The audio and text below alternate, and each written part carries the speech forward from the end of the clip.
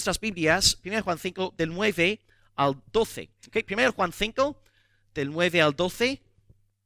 Y después de hoy nos quedan apenas 8 versículos del libro antes ya de arrancar con el Evangelio de Juan. ¿Okay? 1 Juan 5, del 9 al 12. Título general de mensaje. ¿Tienes ahí el PowerPoint, querido hermano? Sí. Dios no miente. ¿Ok? Dios no miente. 1 Juan 5, del 9 al 12. Vamos a leerlo. Si recibimos el testimonio de los hombres, mayor es el testimonio de Dios. Porque este es el testimonio con que Dios ha testificado acerca de su Hijo. El que cree en el Hijo de Dios tiene el testimonio en sí mismo. El que no cree a Dios lo ha hecho mentiroso, porque no ha creído en el testimonio que Dios ha dado acerca de su Hijo. Y este es el testimonio, que Dios nos ha dado la vida eterna, y esta vida está en su Hijo. El que tiene al Hijo tiene la vida, pero el que no tiene al Hijo de Dios no tiene la vida. Bueno, en esta mañana esperamos exponer 4 versículos, primero de Juan 5, del 9 al 12. A primera vista parece imposible hacer justicia a un texto tan largo en cuestión de un solo sermón. No obstante, Juan se repite en este pasaje en numerosas ocasiones.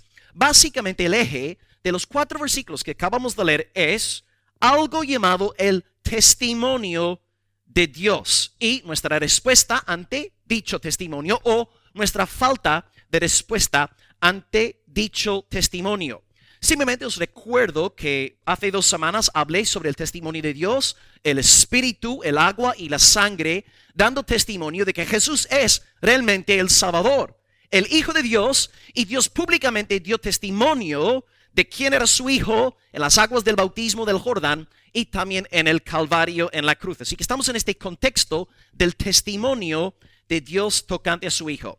Tenemos hoy 3 puntos para ayudarnos en la exposición y son los siguientes y que están ahí en la pantalla. Número 1, versículo 9, el testimonio de Dios.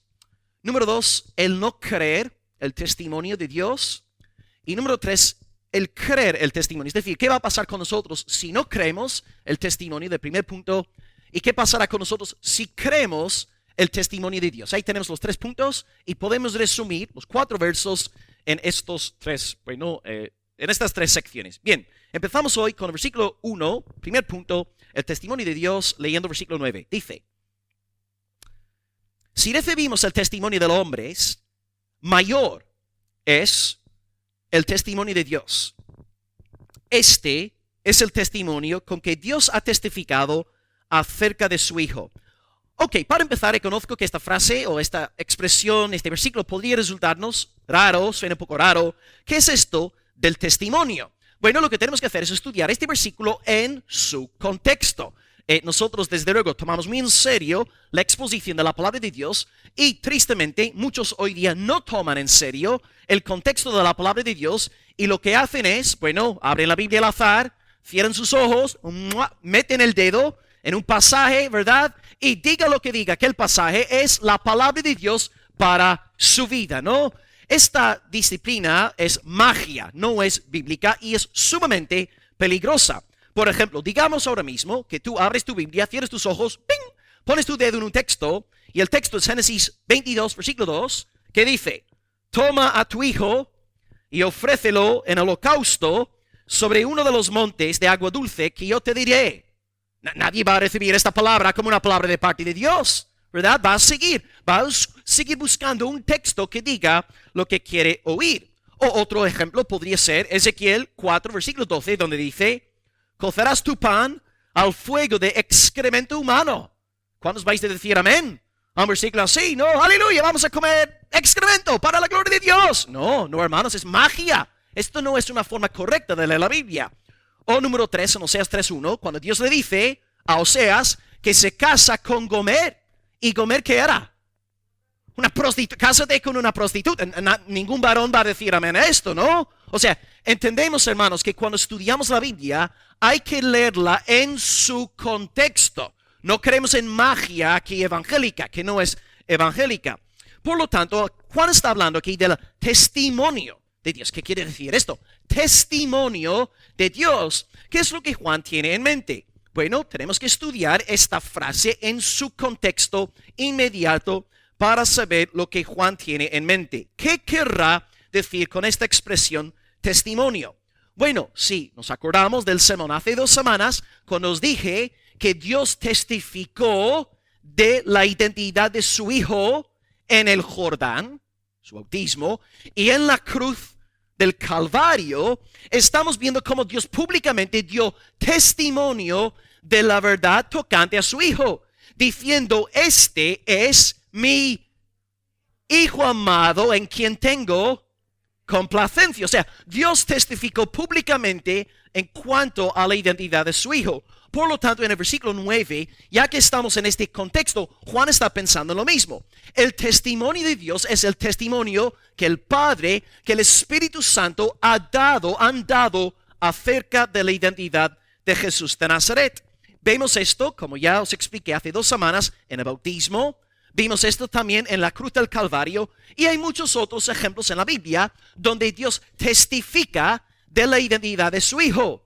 Por ejemplo, en Hechos 10:38 dice que Dios ungió con el Espíritu Santo a Jesús de Nazaret y él anduvo haciendo bienes, sanando a los oprimidos por el diablo, porque Dios estaba con él. Es decir, Dios le dio el Espíritu Santo a Jesús para que realizase su obra ministerial, enseñando a todo el mundo de que él era el Hijo de Dios, él era el Cristo.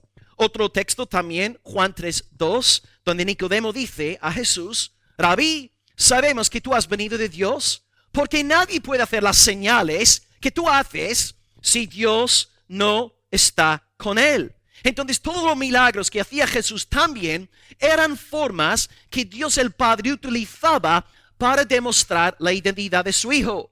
El testimonio de Dios es: Jesucristo es mi Hijo. Jesucristo es el único Salvador. Jesucristo es mi Redentor escogido, predilecto, mi estimado, ¿verdad? De entre 10,000. Así que Dios entonces nos ha dado testimonio tocante a su Hijo, y Cristo mismo aludió a sus milagros como un testimonio de quién era. Por ejemplo, ¿os acordáis de que Juan el Bautista, antes de que le cortasen la cabeza, estaba teniendo dudas y preguntó a sus discípulos que hablasen con Jesús, preguntándole a él si él realmente era el Mesías, si era aquel que había sido profetizado por el Antiguo Testamento? Y luego, al preguntarle a Jesús esta pregunta a los discípulos de Juan, Jesús responde diciendo: Id, haced saber a Juan lo que habéis visto y oído. Los ciegos ven, los cojos andan, los leprosos son limpiados, los sordos oyen, los muertos son resucitados, y a los pobres es anunciado el Evangelio. ¿Por qué Jesús contesta la pregunta de Juan de esta manera? Juan le pregunta: Jesús, ¿eres tú el Mesías? Y Jesús podría haber dicho: sí lo soy. Pero Jesús, en vez de decir sí lo soy, dice: dile a Juan todo lo que estáis viendo. Los leprosos son limpiados, los muertos resucitados. ¿Por qué Jesús contesta de esta manera? ¿Por qué no dice directamente sí, soy el Mesías? ¿Por qué dice todo esto? Ya, los milagros daban testimonio ¿de qué? Ya, de que Cristo era el Hijo de Dios, porque en Isaías 35, escrito 8 siglos antes de que naciera Juan el Bautista, Isaías 35 dice que el Mesías, cuando venga, hará que los sordos oigan, que los ciegos vean, que los cojos anden. Jesús entonces está diciendo a Juan el Bautista: Juan, si no me crees a mí, cree las señales mesiánicas que yo hago. Entonces vemos cómo Dios, a través de las señales, daba testimonio de la verdad de Cristo. Pero si tú me preguntaras a mí en esta mañana, Will, ¿dónde ves tú la suprema evidencia del testimonio de Dios tocante a su Hijo? Tendría que contestar citando Mateo 17. En el monte de la transfiguración, donde están Pedro, Juan y Jacobo, están los tres, y de repente Cristo se transfigura, no de forma gloriosa. Está Moisés representando la ley, está Elías representando los profetas, y una voz del cielo, el Padre habla diciendo de Cristo: este es mi Hijo amado en quien tengo complacencia. Repitiendo lo que dijo en el bautismo, que antes dijiste, ¿no, hermana? Dios el Padre dice explícitamente, expresamente, que Jesús es su Hijo. A él oí, dice. No dice oíd a Moisés, no dice oíd a Elías, no dice oíd a Pedro, a Jacobo, a Juan, oíd a mi hijo. Dios dio testimonio público acerca de la identidad de Jesús de Nazaret. O sea, más claro, imposible. Dios ha dado testimonio. Y como dice aquí el versículo 9, dice, si recibimos el testimonio de los hombres, mayor es el testimonio de Dios. Porque claro, nosotros sí podemos hacer caso a los predicadores, como Juan el Bautista, que nos dicen, Jesús es el Cordero de Dios, Jesús es el Mesías, Jesús es el Salvador. Podemos hacer caso a los hombres, pero los hombres en última instancia, bueno, fallamos, fracasamos, pasamos por momentos de debilidad, ¿no? Juan el Bautista mismo en la cárcel estaba dudando del Señor, pero nosotros contamos con el testimonio del Señor Dios Todopoderoso. Vosotros hacéis bien, sí, creer a los hombres que dan testimonio de la identidad del Señor Jesucristo, pero hacéis mejor en prestar atención al testimonio de Dios. Y es muy triste, ¿no, hermanos? Pensad en estas últimas semanas. Los escándalos, ¿no? Financieros, los escándalos sexuales que hay ahora mismo, ¿no? En el mundo, hasta en el mundo evangélico, ¿verdad? Hace un par de semanas cuando sacaron la noticia sobre Ravi Zacharias y todas las mujeres con las cuales él había estado, un hombre usado a nivel internacional para dar testimonio de Cristo, su verdadera identidad. Y ahí vemos claramente cómo los hombres, incluso hombres buenos, entre comillas, ¿verdad? Hombres buenos fracasan, pecan, caen, dan mal testimonio, son una piedra de tropiezo. Así que yo sí, como pastor en esta iglesia, os doy testimonio domingo tras domingo de que Jesucristo es el Hijo de Dios, es el único Salvador. La gracia de Dios está en Cristo. Domingo tras domingo lo mismo. Hacéis bien en prestar atención a mis palabras, porque son palabras extraídas de la palabra, pero hacéis mejor, hermanos, en prestar atención al testimonio directo de Dios. Sí, el hombre da testimonio. El pastor Will da testimonio. Nico da testimonio, pero mayor que Nico, mayor que el pastor Will, mayor que Ravi Zacharias es el Señor Dios Todopoderoso. Así que esta mañana, hermanos, os traigo una palabra de parte del trono de Dios. Jesucristo es el Hijo de Dios. Jesucristo es el único Salvador. Jesucristo es el único que quita el pecado y que nos da la vida eterna. Y estas palabras no son puramente humanas, son palabras divinas de Dios, palabras sacadas de la palabra del Señor. Así que sí hacemos bien en prestar atención a hombres que hablan conforme a la palabra, pero hacemos mejor en prestar atención al testimonio de Dios. ¿Por qué? Porque Dios no es como los hombres. Dios no es un mentiroso. Da el título de sermón, ¿no? Dios no miente. Si no veis ahí la sombra del varón, tiene una nariz súper larga, ¿no? Como Pinocchio, ¿no? Un hombre que miente, que sale ahí, ¿no? Pero Dios no miente. Como dice la palabra de Dios, Dios no es hombre para que mienta, ni hijo de hombre para que se arrepienta. El hombre te puede engañar, sí. El hombre te puede mentir, sí. Y tú también has mentido muchas veces, ¿eh? Siempre estamos echando la culpa a los demás. Nosotros también tenemos nuestra culpa, pero Dios no miente. Dios no engaña. Y por lo tanto, cuando Dios dice en esta mañana, Jesucristo es mi Hijo, tenéis que prestar atención al testimonio del Señor Dios Todopoderoso. Él es luz. En Él no hay engaño. En Él no hay tinieblas. En Él no hay mentiras. Él es la verdad. Por lo tanto, para ir acabando este primer punto en esta mañana, os ruego, queridos hermanos, que hagáis caso al testimonio de Dios. Recordad el bautismo en el Jordán. Recordad los milagros de Cristo. Recordad la cruz del Calvario. Recordad el monte de la transfiguración y salid hoy plenamente convencidos de que Jesucristo es la joya del cielo, la perla estimada del Señor Dios Todopoderoso.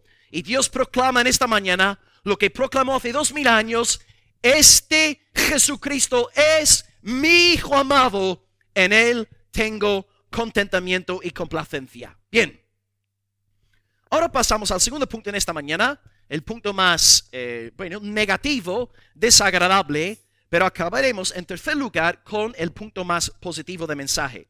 En segundo lugar, vamos a ver en versículos 10 y 12 qué conlleva el no creer este testimonio. ¿Ok? Os he dado el testimonio de Dios, os he dicho lo que Dios os está diciendo en esta mañana. ¿Qué pasará si no creemos este testimonio de Dios? Versículos 10 y 12. Luego en el punto 3 hablaré sobre el versículo 11. Dice, versículo 10. El que no cree a Dios le ha hecho mentiroso. Perdón, el versículo 10, a lo mejor lo tengo mal. El que no cree en Dios le ha hecho mentiroso. Sí, muy bien. El que no cree a Dios le ha hecho mentiroso porque no ha creído en el testimonio que Dios ha dado acerca de su Hijo. Y luego 12 dice, el que tiene la vida, el que tiene el Hijo tiene la vida, el que no tiene al Hijo no tiene la vida. Bien, ¿qué pasa si nosotros en esta mañana, después de haber oído el testimonio de Dios, Jesucristo es el único Salvador, Jesucristo es el Hijo, Jesucristo es el mediador, qué pasará en segundo lugar si no creemos este testimonio? Ahora en segundo lugar vamos entonces a hablar del pecado de pecados, lo que Lutero llamó el pecado de la incredulidad, diciendo que es el mayor pecado de todos. ¿Por qué? Porque todos nuestros pecados nacen de incredulidad, nacen de una falta de fe. Es por esta razón que nosotros tenemos tantas ganas, ¿no?, de hacernos ricos, de prosperar, de tener un montón de dinero. ¿Por qué? Porque no confiamos en la provisión de Dios. No creemos en la verdad de que Dios es nuestro pastor. Y como no confiamos en Dios, pues intentamos hacernos ricos y prósperos y destacar. Es por esta razón que nosotros también, ¿no?, muchas veces somos rebeldes, insumisos, bordes, agresivos, porque no creemos que hay bendición en la sumisión, que hay bendición en la misericordia, en la mansedumbre. Ya que no creemos la palabra de Dios, nosotros pues le hacemos a Dios mentiroso. Entonces la incredulidad engendra una miríada de pecados. Hay un versículo muy bueno en Romanos 14, 23 que dice, todo lo que no proviene de fe es pecado. Todo lo que no proviene de fe es pecado. Cuando dejo de creer que Jesucristo, ¿verdad?, es el único mediador entre Dios y el hombre, y si empiezo a creer que la salvación es por mis obras, estoy andando en pecado. Cuando empiezo a creer, ¿no?, que Dios no es mi proveedor, que Dios no es mi pastor, estoy en pecado. Cuando empiezo a comportarme como un rebelde, un sinvergüenza, estoy en pecado porque no estoy andando ahora por fe. Entonces Dios ha dado testimonio de su Hijo de muchas maneras que he nombrado en el primer punto del sermón. Y ahora Dios os llama a todos a creer lo que Dios ha dicho tocante a su verdadera identidad. No obstante, todos vosotros aquí vais a pasar por pruebas. Y estas pruebas van a revelar si de verdad creéis lo que Dios dice o simplemente no creéis lo que Dios dice. Podemos pensar, ¿no?, en el huerto del Edén, Adán y Eva, nuestros padres, teniendo el mandato de Dios de no comer del árbol, aún así Adán y Eva en su propia sabiduría, no fiándose del Señor, sino confiando en su propia prudencia, comieron del árbol. Y tristemente todos sus hijos, somos así de rebeldes, ingratos, desobedientes, rechazando la palabra de Dios. Dios es fiel, Dios es veraz, y Él odia todos los pecados relacionados con la infidelidad y la mentira.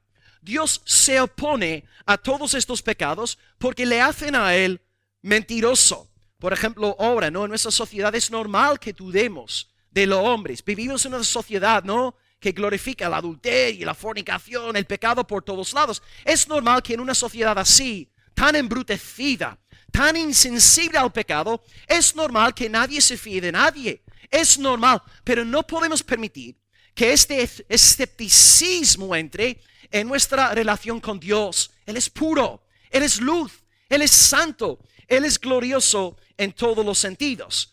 Una frase que he escuchado mucho desde que estoy aquí en España, ¿no? Hace 15 años, y no creo que haya ningún político aquí entre nosotros. Bueno, si lo hay, pido perdón, ¿no? Pero una frase que he oído mucho desde que estoy aquí en España es que los políticos son unos mentirosos, ¿no? He escuchado esta frase ya hasta el cansancio. ¿Y qué pasa? Cuando estamos en una sociedad que glorifica la mentira, el engaño, ¿verdad?, el soborno, es normal que la gente común y corriente no se fíe de nadie, que no confíe en nadie. Y ahí el pueblo cristiano tiene que andar con cuidado. No permitir que este cinicismo, escepticismo entre en nuestra relación con el Señor. Dios nos guarde entonces de ser incrédulos. Si tú y yo realmente somos creyentes en lo que Dios ha dicho, vamos a gozarnos en Cristo por su salvación, entendiendo que nuestra salvación está en Él, no está en nuestras obras. Si los varones de esta iglesia creéis de todo corazón en el testimonio de Dios, no vais a ser padres negligentes. Vais a criar a vuestros hijos en el temor del Señor. Vais a creer en disciplina. Si las damas de la iglesia local también creéis en la palabra de Dios, vais a ser, ¿verdad?, damas sumisas, como dice 1 Pedro capítulo 3. Vamos a andar de una forma contracultural, una forma distinta, porque creemos en la palabra de Dios. Si la gente se burlará de nosotros, se reirá de nosotros, pero nosotros no vivimos para los aplausos de la gente. Queremos agradar a Dios. Queremos que Dios sonría sobre nuestras vidas. Analiza tu vida pues en esta mañana. ¿Realmente crees en Dios? ¿Realmente eres un siervo de Dios? ¿Realmente está la palabra de Dios gobernando, orientando tu vida o es tu Dios, tu propio cerebro, tu propia prudencia, tu propia inteligencia? Confía en el Señor. No le hagas a Dios mentiroso. Porque dice aquí en el versículo 10, el que no crea a Dios le ha hecho mentiroso. Si tú en esta mañana dices, yo voy al cielo, no por Jesucristo, voy al cielo porque soy una buena persona, porque no soy una mala persona, has hecho que Dios sea mentiroso. Porque Dios ha dicho la salvación está únicamente en las obras de Jesucristo, no en ti. No le hagas a Dios mentiroso. Ahora bien, nosotros necesitamos ser librados de este pecado de la incredulidad, porque por naturaleza todos somos incrédulos. Todos somos hijos e hijas de Adán. Y os voy a dar 4 pruebas de cosas imposibles de creer si no has nacido de nuevo. 4 cosas relacionadas con nuestro evangelio, con el testimonio de Dios, que tú no puedes creer si no eres un hijo de Dios, si no has nacido de lo alto. Cosa número 1, verdad número 1, el evangelio toma el pecado en serio. El evangelio toma el pecado en serio. Yo hablo aquí en el contexto de la iglesia y vosotros tomáis en serio el pecado. Sabéis que es algo malo, pero salís de la esfera de la iglesia y hablas con cualquier tipo, ¿no?, de España, del Reino Unido, del país que sea, y le hablas sobre el pecado y se parte de la risa. Es que se mofa del pecado tú, por favor, ¿de dónde habrás salido tú? Es que el hombre natural se ríe. ¿Por qué? Porque se cree bueno por naturaleza. Y por lo tanto, si tú hablas hoy día con la gente sobre el pecado, es que se ríen abiertamente. Yo no necesito el evangelio. Yo no soy pecador. Yo soy una buena persona. No soy tan malo como los pedófilos y los violadores que están ahí en la cárcel. No, yo no soy malo. Y por eso se ríen del concepto bíblico del pecado. Y como muchas iglesias no quieren ser rechazadas, van modificando el evangelio. Y ahora cuando salen a evangelizar, no dicen a las personas, tenéis que ser salvadas en Cristo porque estáis en pecado. Lo que empiezan a decir es que, bueno, el evangelio es, sueña cosas grandes, Dios sueña contigo, Dios quiere cumplir todas tus metas, Dios quiere que tú seas muy rico y próspero y saludable. Y poco a poco el mensaje, en vez de ser bíblico, cristocéntrico, el mensaje se vuelve humanista, centrado en el hombre, en los caprichos del hombre. Porque todos los hombres que hay fuera y todas las mujeres que hay en Almería hoy, ¿cuántas personas en Almería no tienen ganas de que todos sus sueños se cumplan? Todos queremos, ¿no?, que nuestros sueños se cumplan. Pero para recibir el evangelio, el verdadero evangelio que nos habla de liberación del pecado, que nos habla del perdón del pecado, necesitamos una obra de Dios en nuestros corazones para abrazar a Cristo. Número 2, cosa que tú no puedes creer si no eres del Señor. Número 2, el evangelio es exclusivista. En primer lugar, el evangelio habla del pecado. Número 2, el evangelio es exclusivista. Nosotros estamos viviendo en un contexto de pluralismo religioso. No es el primer contexto pluralista en la historia de la humanidad. Incluso en el primer siglo, la primera iglesia en el mundo greco-romano, con sus miles de millones de deidades, también vivían en un contexto pluralista, donde todos tenían 100,000 caminos a Dios. Pero luego viene el Señor Jesucristo diciendo algo absolutamente imperdonable. Jesús dice, yo soy Él. ¿Qué no dice? No dice yo soy un camino más. Socialmente hablando, habrían recibido a Jesús con este mensaje. Hay un camino más. Jesús dice, Juan 14, versículo 6, yo soy el camino, la verdad, la vida. Y desde el primer siglo en adelante, el cristianismo ha sido rechazado por ser una fe exclusivista. Pero Jesús no cambia mensaje para caerle bien a los hijos de Adán y de Eva. Él es la verdad encarnada. Y cuando Él dice que Él es el camino, Él es el camino. Él nos dice la verdad. Y hay más. Jesús no solamente nos dice que Él es el camino. Él dice algo aún más ofensivo en Mateo 10:37 que dice, el que ama a padre o a madre más que a mí, no es digno de mí. Madre mía, tela marinera. ¿Cómo puede un hombre 30añero israelita decir algo así? Porque Él es el Hijo de Dios. Él es Dios encarnado, la segunda persona de la Trinidad. Jesús, veis hermanos, no hace como muchas iglesias actuales. No va cambiando el mensaje para no tener problemas a nivel social. No. Él sigue proclamando el mensaje, diciendo yo soy el camino. Y si amáis a padre o a madre más que a mí, no sois dignos de ser mis discípulos. ¡Qué cosas! El hombre natural, el hombre común y corriente no puede decir amén a estas cosas. Solamente los hijos de Dios pueden aceptar esta sabiduría que proviene del Espíritu Santo del Señor. Jesús puede decir que Él es el camino, y Jesús puede decirte en esta mañana, si tú amas a padre o madre más que a mí, no eres digno de mí. Lo puede decir porque Él no es un simple predicador, no es un simple profeta, no es un simple rey, no es un simple sacerdote. Con Jesucristo estamos hablando del Dios hombre. Escrito está en Juan 1:1. En el principio era el verbo, Jesucristo.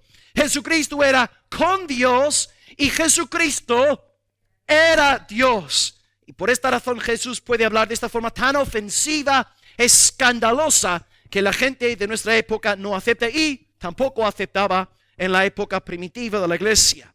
Verdad número 3, que no puedes creer si no es de Dios. Número 3, el contenido del evangelio. El contenido del evangelio. El mensaje que yo os predico domingo tras domingo es una locura. Es absolutamente, es que no tiene sentido ninguno. Aquí estoy yo diciéndose a vosotros, no un grupo de españoles, latinoamericanos, húngaros, os estoy diciendo a vosotros que un hombre sangrando, desnudo, en una cruz romana hace 2000 años, a través de la sangre que él virtió hace 2000 años, Él consiguió perdonar a todo su pueblo. Claro, tú eres de la fe y por eso este mensaje te resulta atractivo, ¿no? Pero si tú no eres nacido de Dios, es que este hombre acaba de decir una burrada. ¿Quién puede creer que un profeta nazareno de hace 2000 años en una cruz romana condenada por Pilato, cómo podría alguien creer que la sangre derramada de aquel hombre, cómo podría alguien creer que aquella sangre tiene eficacia para perdonar nuestros pecados?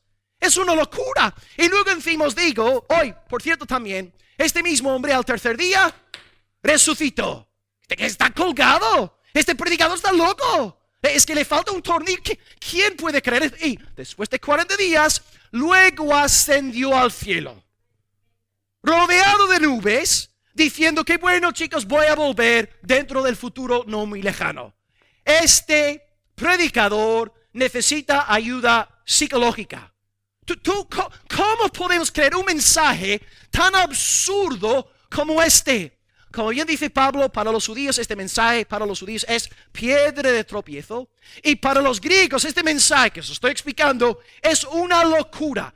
Pero para los llamados de Dios, Cristo crucificado es poder de Dios y sabiduría de Dios. Si tú estás aquí en esta mañana creyendo en el Evangelio de Cristo como tu única fuente de salvación eterna, has sido instruido por Dios. Dios te ha abierto la mente. Dios te ha dado entendimiento. Porque si no tuvieras entendimiento de estas cosas, estarías partiéndote de la risa como yo hacía antes de ser creyente.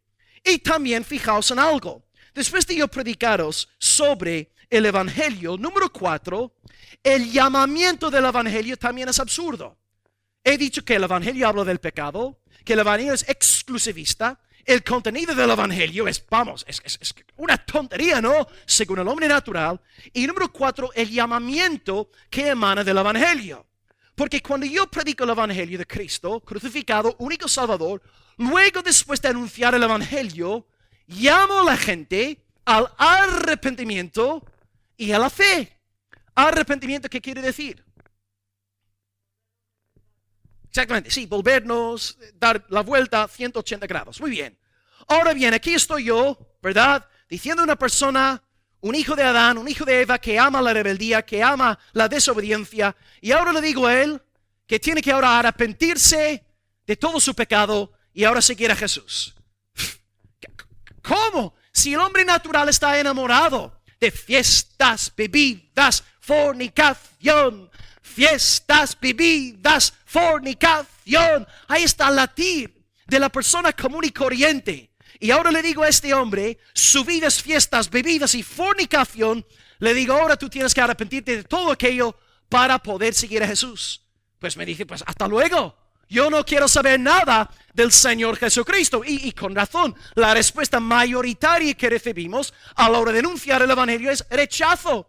¿Por qué? Porque estamos pidiendo a gente enamorada de pecado que abandone su pecado. Pero ¿quién va a abandonar el pecado que tanto ames? Es absurdo. A veces, hermanos, tenemos que pensar como incrédulos para entender la lógica detrás de su rechazo. Y no solamente arrepentimiento, sino que estamos llevando a la gente a colocar fe en Cristo. Confiar únicamente en Cristo para ser salvado. Y esta fe es tan difícil que incluso nos cuesta a nosotros los propios creyentes. Porque nosotros confesamos que por medio de la fe en Cristo somos salvados al 100%. Y todos los domingos decimos amén, aleluya, sí Señor, el pastor está hablando conforme a la palabra, pero luego entre semana tenemos luchas con la falta de seguridad de la salvación. Y volvemos a caer en este mito satánico de que no, la salvación es tener fe en Cristo, pero yo ser muy buena persona. Y yo abstenerme de muchos pecados. Y sí, con mi fe en Cristo sí, pero luego si yo hago X y no hago Y, alcanzaré la salvación. Y acabamos añadiendo el Evangelio. Si nos cuesta a nosotros, como creyentes, confiar de todo corazón en Jesucristo, únicamente Cristo, si a nosotros nos cuesta la misma vida, si a mí como pastor de una iglesia me cuesta entre semana creer este Evangelio, ¿cómo va a poder creer el Evangelio una persona enceguecida? Una persona, ¿verdad?, que no tiene discernimiento espiritual. Y aquí tenéis una frase de Paul Washer que me encanta. Dice Washer, Pablo sabía que siempre que abriera su boca para hablar el Evangelio, sería rechazado y ridiculizado con desprecio, a menos que el Espíritu Santo interviniera y moviera las mentes y los corazones de sus oyentes. Queridos hermanos, ahí está mi esperanza como predicador. Yo testifico del Evangelio. Yo hablo del pecado, llamo a la gente hacia la cruz de Cristo por medio de la fe, por medio del arrepentimiento. Yo sé que lo que estoy haciendo en esta mañana es una tontería. Con tema, yo sé que es absurdo lo que estoy haciendo, pero yo no confío en la elocuencia humana en esta mañana. Yo no confío en mi capacidad de trazar, explicar y exponer las Escrituras. Mi fe está en el poder del Espíritu Santo. Y cuando un hombre y una mujer testifica de quién es Cristo, de la obra de Cristo, el Espíritu Santo sopla de donde quiere, abriendo corazones. Y por lo tanto en mi vida, hace 18 años, entendí el Evangelio, vi la gloria de Cristo. Y en muchas de vuestras vidas, hace 5 años, 10 años, 15 años, vosotros endurecidos en pecado, amando la maldad de este mundo, empezasteis a ver ¿Por qué? Porque Dios descendió. Dios te abrió el entendimiento. Y ahora tú estás aquí sentado en esta mañana amando a Dios con todo tu corazón. Podías estar haciendo cualquier otra cosa en esta mañana. Podías estar ahí borracho, o podías estar fuera pescando, o podías estar haciendo cualquier otra cosa. Pero aquí estás en una iglesia. En una iglesia en pleno siglo XXI, ¿no? ¿Cómo es que estás aquí en esta mañana? Porque Dios hizo una obra poderosa en tu corazón. Eres salvo. Conoces al Señor. Eres de la fe. Y ahora sentado aquí en esta mañana estás viendo un milagro. La persona que está a tu lado, si es una persona creyente, esta persona es un milagro del Espíritu Santo de Dios. La salvación no es del pastor. La salvación no es de una denominación evangélica. La salvación es del Señor Dios Todopoderoso. Consiguientemente, querida iglesia, todo lo que tenemos que hacer es anunciar el evangelio. Predicar a Cristo crucificado, Cristo resucitado como único camino de salvación, y dejamos los resultados en las manos del Espíritu Santo de Dios.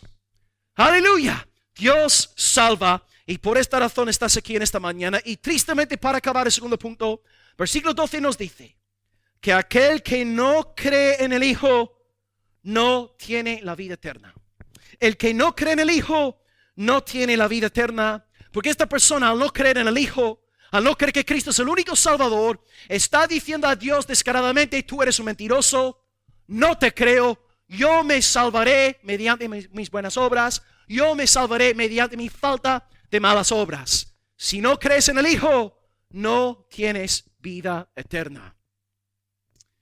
Pero ahora, para acabar con un tono positivo, bonito y alegre, ¿qué es lo que pasará con aquellos que sí creen el testimonio que he explicado en el primer punto de mensaje? Y ahora vamos a leer de nuevo versículos 10, 11 y 12. 1 Juan 5, 10, 11 y 12. 10. El que no cree en el Hijo, el que cree en el Hijo de Dios tiene el testimonio en sí mismo. El que no cree a Dios le ha hecho mentiroso, porque no ha creído en el testimonio que Dios ha dado acerca de su Hijo. Y este es el testimonio, que Dios nos ha dado la vida eterna. Esta vida está en su Hijo. Por eso, si no crees en el Hijo, no tienes la vida, porque la vida está en el Hijo. 12. El que tiene el Hijo tiene la vida. El que no tiene el Hijo de Dios no tiene la vida.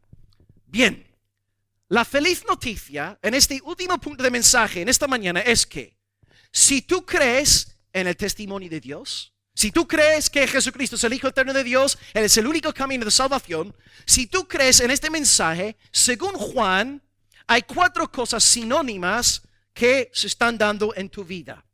Número 1, creer en el Hijo. Número 2, tener el testimonio de Dios. 3, estar en el Hijo. 4, tener la vida. Repito: 1, creer en el Hijo. 2, tener el testimonio de Dios. 3, estar en el Hijo. 4, tener la vida. Estas 4 expresiones están diciendo lo mismo. A saber, el que cree en Cristo tiene la salvación eterna, tiene la vida eterna, tiene el perdón de todos sus pecados. Y hay algo bien interesante aquí en el versículo 10, donde Juan dice: el que cree en el Hijo tiene el testimonio de Dios en sí mismo. Repito, versículo 10, si tú de verdad eres de Cristo, tienes el testimonio de Dios en ti mismo. Ahora bien, ¿qué quiere decir esto?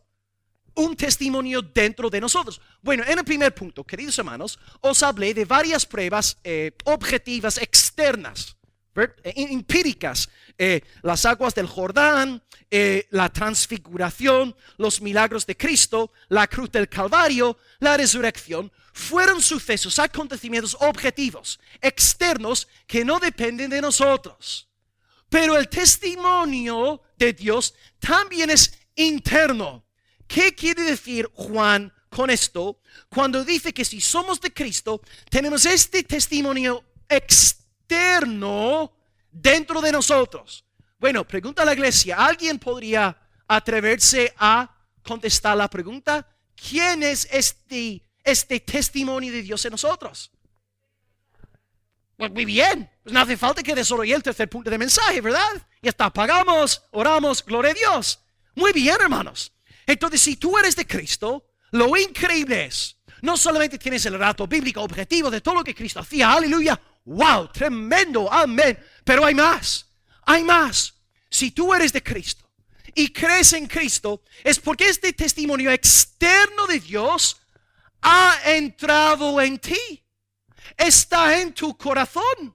Y por esta razón, en el segundo punto, cuando se estaba hablando del evangelio, vosotros que tenéis este testimonio de Dios en vuestros corazones, no estabais riéndoos de mí, no estabais burlándoos de mí, porque cuando yo estaba exponiendo el evangelio, en el segundo punto del mensaje, algo dentro de vosotros estaba diciendo, amén, amén, así es, sí, pastor, gloria a Dios, predícalo, pastor, estoy contigo. Algo dentro de ti estaba diciendo, amén. Estabas ameneando, estabas aleluyando el mensaje.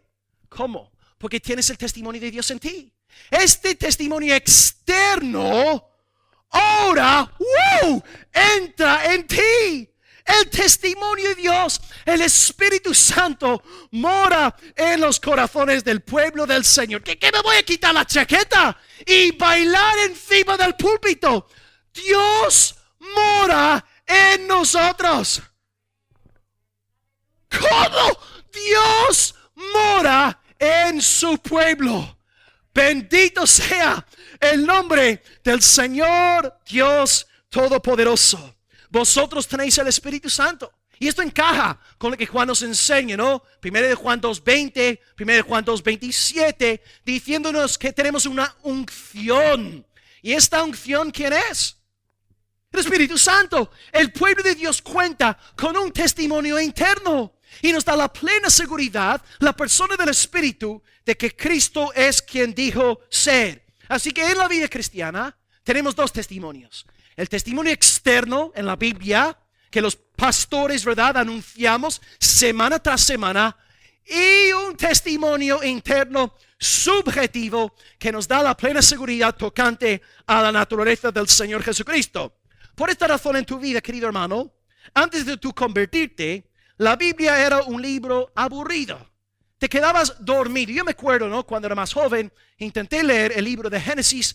Llegué hasta el capítulo 6, el diluvio, y luego me quedaba dormido. Es que no podía, ni Génesis, que es un libro relativamente fácil. Vamos, no es Levítico.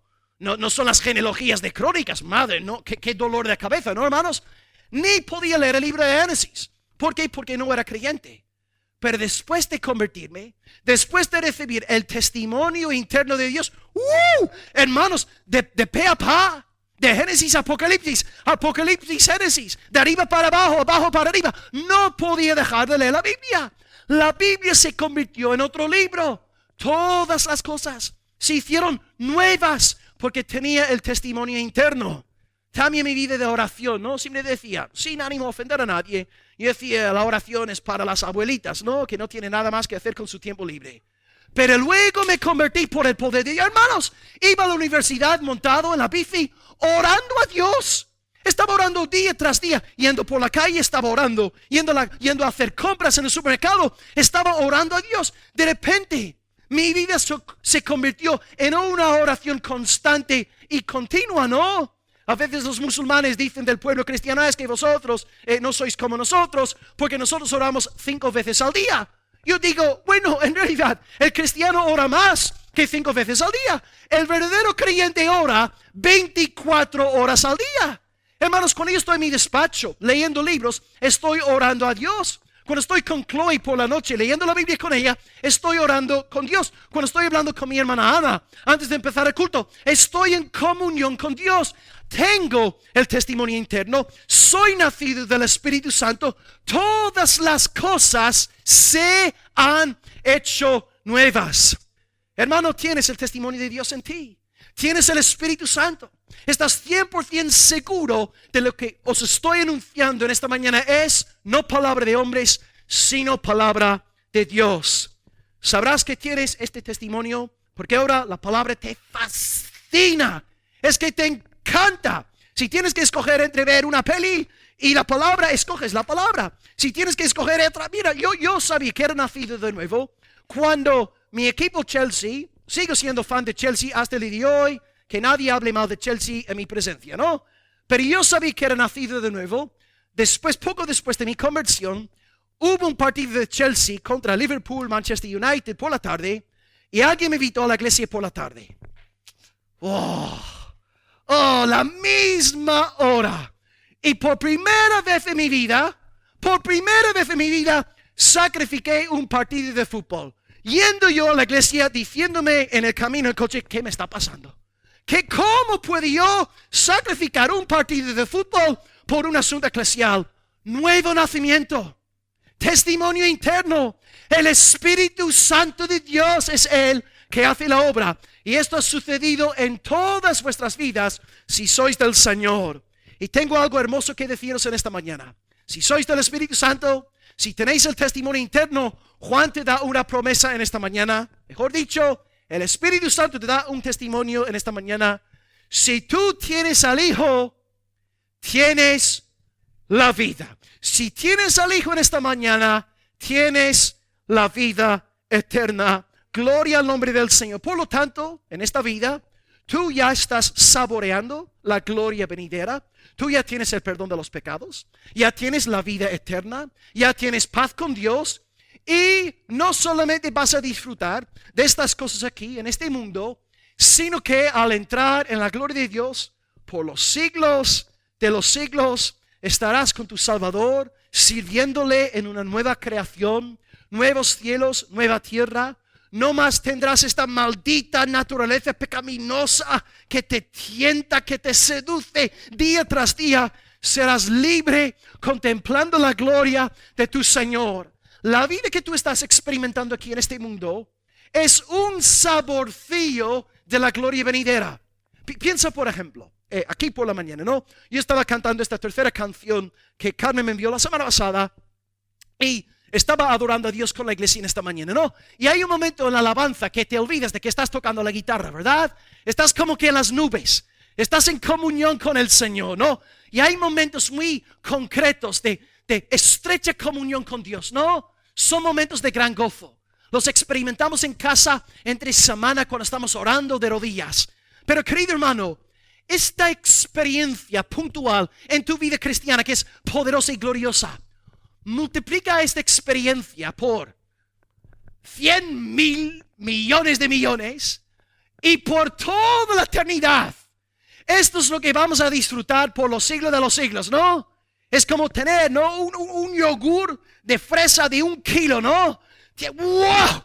1 kilo, gloria a Dios, bendito sea el nombre del Señor, ¿no? Así que Dios nos está permitiendo saborear, probar en el presente la gloria venidera. Y con razón el pueblo cristiano tiene que ser un pueblo feliz. Si el mundo está hecho pedazos, si nos preocupamos por lo que están intentando imponer en nuestros niños, lavándoles el cerebro con estas nefastas ideologías diabólicas, pero hay gozo. Tenemos el brillo de Dios. El aceite del Señor está en nuestro rostro. Estamos sentados en la mesa en presencia de nuestros angustiadores y estamos comiendo a gustico en la mesa porque el león de Judá está ahí sentado a nuestra diestra. Y si algún angustiador se atreviera a acercarse a aquella mesa, ruge el león en defensa del amado pueblo de Dios. Hermanos, somos gozosos, somos felices porque tenemos la esperanza de la gloria venidera y esta gloria ya ha comenzado en el aquí y el ahora. Querido hermano, en esta mañana, para acabar el tercer punto, si tú tienes al Hijo, si tú crees el testimonio de Dios de que Jesucristo es el Salvador, el único camino, si tú crees este mensaje, no solamente tienes la seguridad interna de que es así, sino que tienes la promesa de vida eterna. Y lo más maravilloso es que esta vida ya ha comenzado en tu vida. Gloria al nombre del Señor. Bendito sea nuestro Dios. Seamos alegres, gozosos, ciertamente. Bienaventurado aquel pueblo cuyo Dios es el Dios de Israel. El que tiene al Hijo tiene la vida. Y vosotros en esta mañana que no tenéis al Hijo, que no amáis al Hijo, que este evangelio os parece absurdo, la buena noticia hoy que os anuncio es, por medio de esta predicación de un hombre despreciable, insignificante, un hombre que usa una mota de polvo, por medio de esta palabra hoy anunciada, vosotros, por medio de la fe ahora en Cristo, podéis disfrutar del perdón de todos vuestros pecados y podéis disfrutar de la bendición de la vida eterna.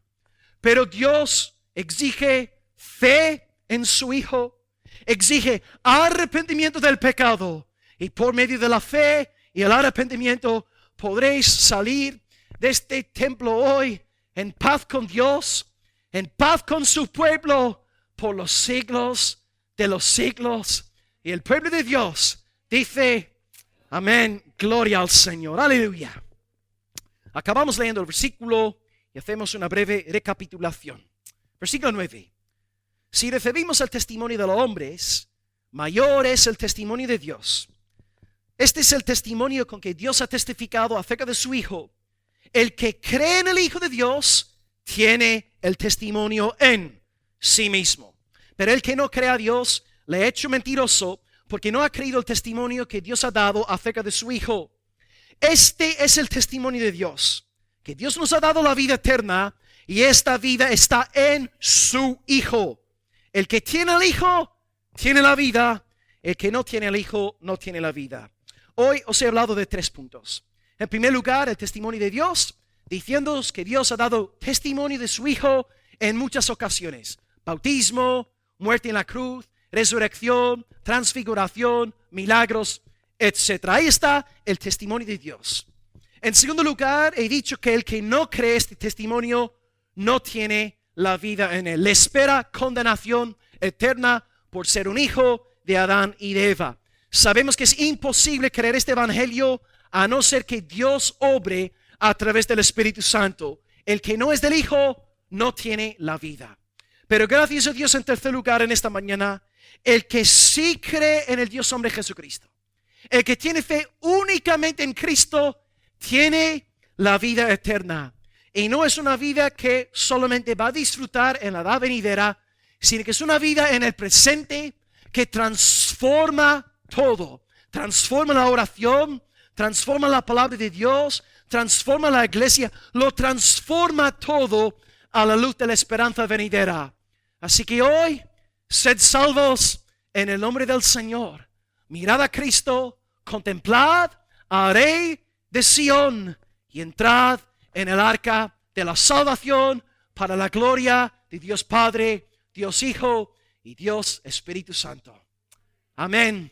Gloria a Dios. Oremos a nuestro Señor. Aleluya. Amén. Amén.